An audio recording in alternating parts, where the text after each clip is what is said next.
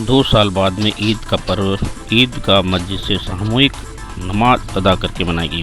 सभी मुस्लिम भाइयों ने ईद की इबादत कर सर झुकाकर देश में अमन चैन की खुशहाली की कामना की।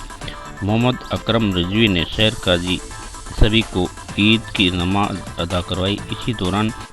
इस दौरान अधिकारी कर्मचारी बड़ी संख्या में उपस्थित थे, जिन्होंने एक दूसरे को ईद की मुबारकबाद देते हुए साथ ही अक्षय तृतीया परशुराम जयंती शुभकामनाएं दी। इस अवसर पर सभापति प्रतिनिधि इद्रिस गोरी, पूर्व सभापति सिकंदर अली खिलजी, फिराज खां, समाज सेवी मोहम्मद रफीक खिलजी, हाफिज अब्दुल सलाम खिलजी, पूर्व उप सभापति बाबूलाल कुलदीप, उप सभापति मोहम्मद मारोठिया, एडीएम सुखराम साख, एसडीएम मुदल लूनिया, डीवाईएसपी राम प्रताप बिश्नोई, आयुक्त कमलेश मीना, सीआई सत्येंद्र सिंह, बजरंग सिंह, इरशाद गोरी सहित सुजानगढ़ के अनेक लोग उपस्थित थे, जिन्होंने एक दूसरे को ईद मुबारक और त्योहारों की शुभकामनाएं प्रसिद्ध की।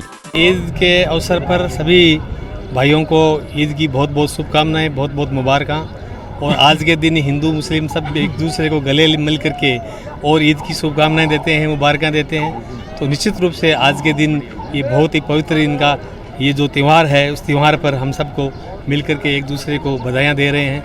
बहुत एक महीने के रमज़ान के बाद आज ईद की दिन आया है, सामूहिक नमाज हुई है और आज के दिन सभी को मैं ईद की बहुत बहुत मुबारकबाद देता हूँ, बहुत बहुत शुभकामनाएं देता हूँ और यही दुआ करता हूँ कि इस देश में इसी तरह अमन चैन कायम रहे, भाईचारा बना रहे और देश भी उत्तरोत्तर प्रगति करे और सभी लोग जो यहाँ के हैं उनमें सद्भावना, हमारी जो संस्कृति है, जो एक हिंदुस्तान की एक तहजीब है, वो ऐसे ही बनी रहे। पुनः सभी को ईद की बहुत हमें आज के मौके पर सभी समुदायों को और सभी अपने सुजानगढ़ वासियों को इन सब की तरफ बहुत बहुत ईद मुबारकबाद देता हूं और उम्मीद करता हूं कि हम सभी लोग आपस में सद्भावना से, सौहार्द से और प्रेम से रहें, एक दूसरे की हेल्प करें, एक दूसरे की ज़रूरतें पूरे करें और अमन और शांति से रहें।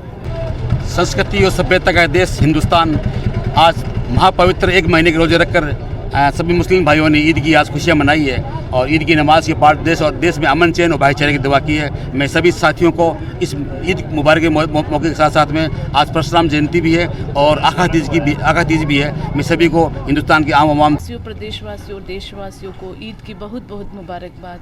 ये ईद आप सभी के जीवन में नई खुशियाँ और उमंग लेकर आए और आज अक्षय तृतीया और परशुराम जयंती की भी सभी को बहुत बहुत मुबारकबाद। इसी के साथ हमारे देश में भाईचारा और अमन चैन हमेशा के लिए बना रहे, मेरी यही दुआ है। सबसे पहले मैं आपके चैनल के माध्यम से, आपके अखबार के माध्यम से पूरे देशवासियों को, बिलखुसूस प्रदेशवासियों को ईद की बहुत बहुत शुभकामनाएं देता हूं। वाकई 2 साल के बाद, कोरोना के इस महामारी के बाद ईद मनाई गई है। सब ने अच्छे तरीके से ईद मनाई है। इस मौके पर हमने दुआ भी की है, अल्लाह ताला मुल्क हिंदुस्तान में अमन, शांति, सुकून अता फरमाए और भाईचारे को हमेशा के लिए कायम फरमाए। आज बड़ा हर्ष का विषय है कि आज पूरे देश में नहीं, बाकी पूरे वर्ल्ड में कल ईद हुई, आज ईद हुई, इसकी बहुत बड़ी खुशी है। विगत 2 सालों से जो ईद नहीं मनाई गई, उनकी इस बार जो अपार खुशी देखने को मिली है, वो एक बहुत ही सराहनीय विषय है। और हमारी मस्जिद में भी हमारे देश के लिए अमन और शांति चैन की दुआएं की गई, सबको शांति और सौहार्द भावना से सब देश में रहने की। आज सबसे पहले मैं देश, प्रदेश और सुजानगढ़ विधानसभा क्षेत्र वासियों को ईद की बहुत बहुत मुबारकबाद देना चाहूँगा। साथ ही परशुराम जयंती और आखा तीज की भी बहुत बहुत बधाई देना चाहूँगा।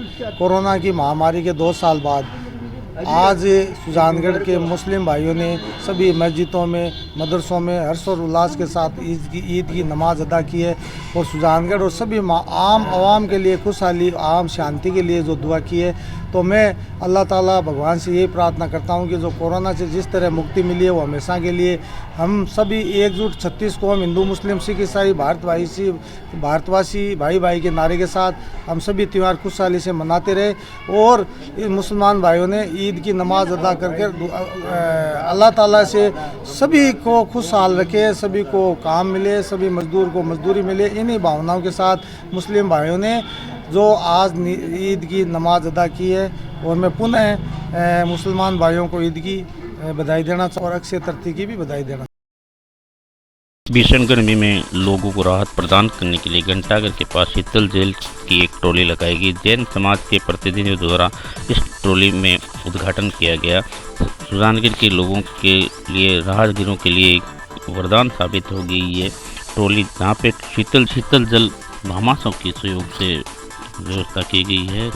श्री दिगंबर जैन मंडल सुजानगढ़ के पदाधिकारियों ने इस शीतल जल की व्यवस्था को घंटाघर के पास ट्रॉली में उद्घाटन किया गया। इस अवसर पर जैन समाज के अनेक प्रतिनिधि उपस्थित थे, जिन्होंने इस कार्यक्रम में हिस्सा लिया और जनता। किस प्रकार की गतिविधि किसके सहयोग से शुरू की गई? इस भीषण गर्मी के समय में आम जन को राहत पहुंचाने के लिए श्री दिगंबर जैन समाज के भामाशाहों द्वारा उनके आर्थिक सहयोग से इस ठंडे पानी की मशीन का सुजलांचल विकास मंच को सहयोग दिया गया है। उनकी सेवाएं निरंतर 2 महीने आगे जो भीषण गर्मी के रहेंगे, उनमें सबको इसकी सेवाएं मिलेगी। ठंडा पानी मिलेगा पीने को। जल ही जिस प्रकार से हम जानते हैं जीवन है, जल के बिना कुछ भी नहीं है। वायु और जल 2 मुख्य जीने के लिए व्यक्ति को चीज़ें चाहिए। और इस भीषण गर्मी में अगर ठंडा जल किसी भी इंसान को मिलेगा तो इससे बड़ी और खुशी की बात जैन समाज के लिए और मानव मात्र के लिए क्या होगी। भगवान आदिनाथ जो दिगंबर जैन समाज के प्रथम तीर्थंकर थे, उन्होंने 1 साल की कठिन और कटु तपस्या के बाद में उनको आहार का जो सर्वप्रथम क्रिया जो हुई थी, वो गन्ने के रस के द्वारा उनको हुआ था। इच्छु रस जिसको बोलते हैं, उनका पालना जो हुआ था, आहार जो हुआ था, वो गन्ने के रस द्वारा हुआ था। आज के इस आखा तीज के शुभ मुहूर्त उपलक्ष्य में एवं परशुराम जयंती भी आज के दिन है और ईद का भी आज त्यौहार हम सभी समाज के लोग मिलकर मना रहे हैं। इसी शुभ उपलक्ष्य में गन्ने की रस की और पानी की यहाँ व्यवस्था सुजलांचल विकास मंच और प्रवासी निवासी दिगंबर जैन समाज के जो भामाशाह लोग हैं, उनके साझा प्रयास से की गई है। मैं आप सभी को, सब समाज के लोगों को दिगंबर जैन समाज की ओर से अक्षय तृतीया एवं परशुराम जयंती एवं ईद की तहे दिल से हार्दिक शुभकामनाएं देता हूँ। धन्यवाद। राजस्थान के लोकप्रिय मुख्यमंत्री माननीय अशोक गहलोत का 71वां जन्मदिन सादगीपूर्ण से पूरे देश में मनाया गया।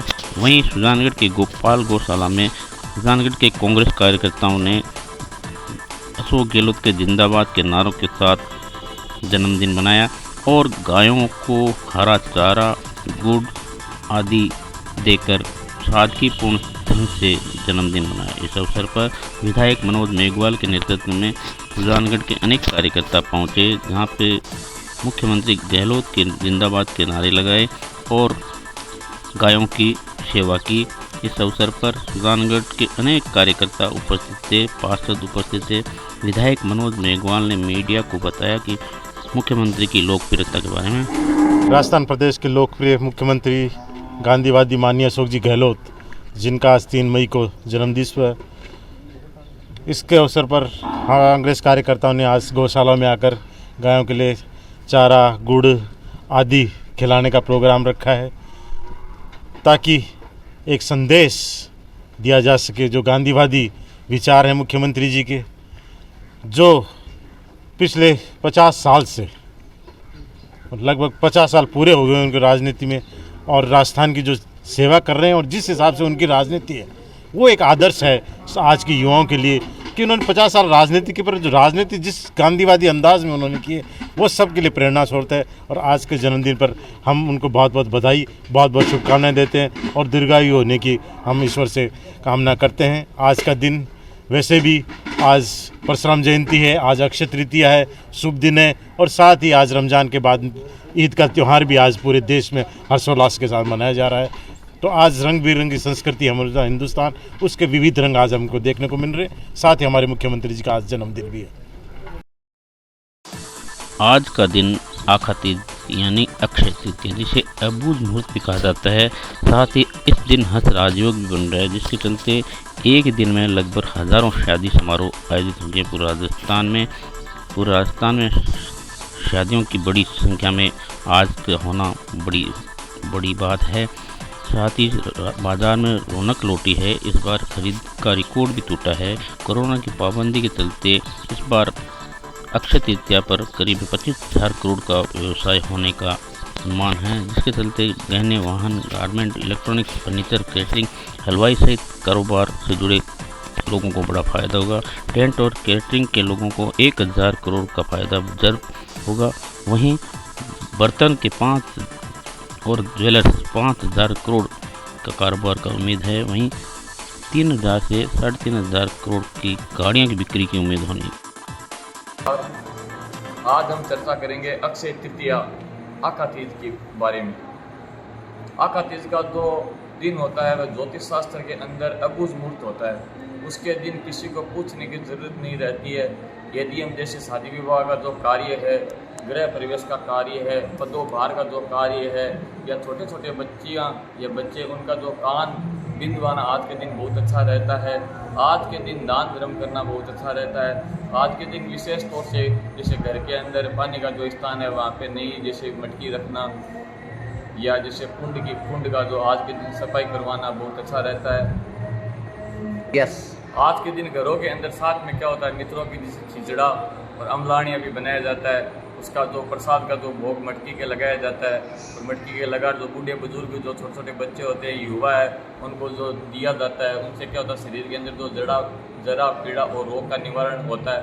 और आज के दिन आप सभी को आका तीज की हार्दिक शुभकामनाएं। नमस्कार। गोपालपुरा की ग्रामीण जनता और सामाजिक कार्यकर्ताओं ने सरपंच के खिलाफ खोल दिया मोर्चा और धरने पर बैठ की नारेबाजी। गोपालपुरा एकता जिंदाबाद। किसान बचाओ खेती बचाओ, किसान बचाओ खेती बचाओ, किसान बचाओ खेती बचाओ।